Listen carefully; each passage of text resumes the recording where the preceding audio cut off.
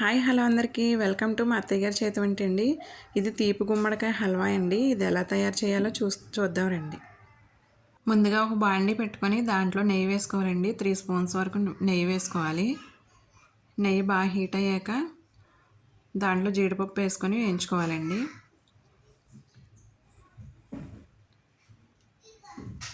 ఇలా జీడిపప్పు వేసుకొని బాగా వేయించుకోవాలండి. దోరగా వేయించుకోవాలి.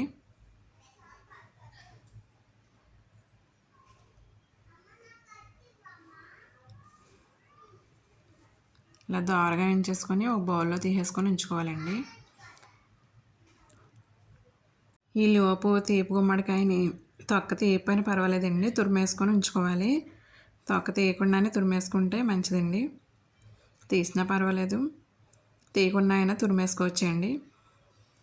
తురిమేసుకొని ఉంచుకుంటే ఈ ఒక బౌల్లో తీసేసుకోవాలండి. జీడిపప్పు బౌల్లో తీసేసుకున్నాక ఈ నెయ్యిలోనే తురిమేసేసుకోవాలండి. గుమ్మడికాయ తురుము, తీపి గుమ్మడికాయ తురుము అలా వేసేసుకోవాలండి. వేసేసుకొని ఫ్రై చేసుకోవాలండి. బాగా ఇలా గెరటితో తిప్పుకుంటూ ఫ్రై చేసుకోవాలండి. బాగా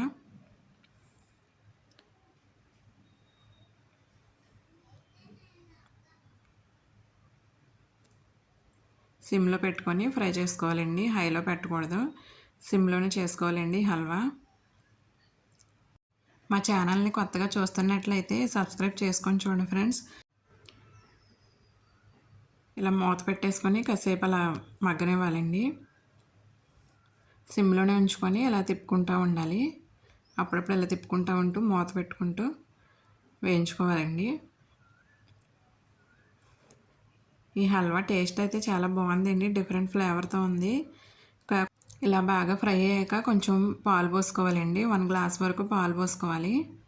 ఇది 2 కప్స్ తురుముకి 1 కప్పు బెల్లం అయితే సరిపోద్దండి. 1 గ్లాసు మిల్క్ పోసుకుంటే బాగుంటుందండి. టేస్ట్ కోవాలా ఉంటుంది. కోవా బదులు ఇలా మిల్క్ వేసుకొని తిప్పుకోవాలండి. సిమ్లో పెట్టుకొని ఉంచుకోవాలండి. దీంట్లో ఇలాచీ పౌడర్ కొంచెం వేసుకోవాలండి. చిటికెడు ఉప్పు కూడా వేసుకుంటే టేస్ట్ బాగుంటుందండి. స్వీట్కి ఎప్పుడైనా సాల్ట్ కొంచెం వేసుకున్నట్లయితే అది టేస్ట్ బాగుంటుందండి. ఒకసారి మిక్స్ చేసేసుకోవాలి. మొత్తం ఇలా ఫ్రై చేసేసుకోవాలండి. చక్కగా సిమ్లో ఉంచుకొని ఇలా ఫ్రై చేసుకోవాలండి. ఇలా కొంచెం ఫ్రై చేసుకున్నాక దీంట్లో బెల్లం వేసుకోవాలండి. 1 కప్ వరకు. 2 కప్స్ గుమ్మడికాయ తురుము ఉంటే 1 కప్పు బెల్లం వేసుకోవాలండి.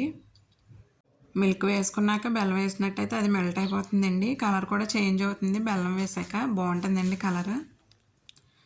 ఇలా బెల్లం 1 కప్ వరకు వేసుకొని స్వీట్ మనకి ఎక్కువగా కావాలంటే కొంచెం ఎక్కువ వేసుకోవచ్చండి. ఇలాగా 1 కప్ అయితే సరిపోతుంది. టేస్ట్ కోసం 2 స్పూన్స్ పంచదార అయితే వేసామండి. టేస్ట్ కొంచెం తీపి కోసం. కావాలంటే బెల్లంతోనే చేసుకోవచ్చు. కొంచెం అలా చక్కెర వేసుకుంటే కొంచెం టేస్ట్ డిఫరెంట్గా ఉంటుందండి. తీయగా ఉంటుంది అంతే. బెల్లం వేయడం వల్ల కలర్ బాగా వస్తుందండి. కలర్ అయితే ఇప్పుడు చేంజ్ అవుతుంది. ఇలా బాగా ఫ్రై చేసుకొని ఆయిల్ అంతా పైకి తేలాలండి. అప్పుడే మనకి హల్వా రెడీ అయినట్టు.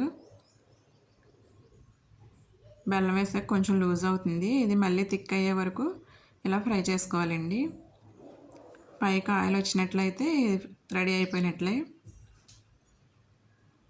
ఈ టైంలో ఒక్కసారి మూత వేసుకొని సిమ్లో ఉంచుకుంటే అయిపోతుంది.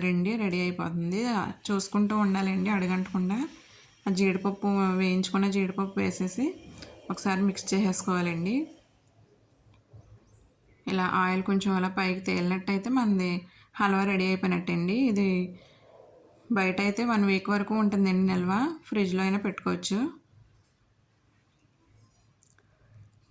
కొంతమంది కర్రీ ఇష్టపడతారండి, కొంతమంది స్వీట్లు ఇష్టపడతారు కదండి. వాళ్ళకి ఇలా డిఫరెంట్గా చేసి పెట్టినట్లయితే హ్యాపీ ఫీల్ అవుతారండి. టేస్ట్ అయితే చాలా డిఫరెంట్గా చాలా బాగుందండి కొత్తగా. ఇది తీపి గుమ్మడికాయ కర్రీ కూడా బాగుంటుందండి.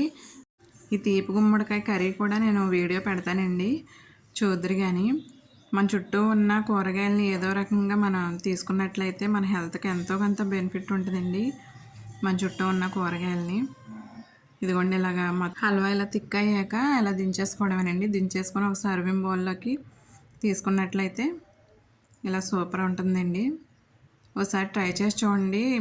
టేస్ట్ అయితే చాలా డిఫరెంట్గా ఉందండి. వేడివేడిగా తింటే ఇంకా బాగుందండి. తిని ఒకసారి ట్రై చేసి చూడండి. కొంచెం అయినా ఒక ముక్క ట్రై చేసి చూస్తే దాని టేస్ట్ మీకు తెలుస్తుందండి. ఇలాంటి అప్పుడప్పుడైనా తింటూ ఉంటే మన హెల్త్కి మంచిదండి. మా వీడియో నచ్చినట్లయితే లైక్ చేయండి, షేర్ చేయండి, సబ్స్క్రైబ్ చేసుకోండి ఫ్రెండ్స్.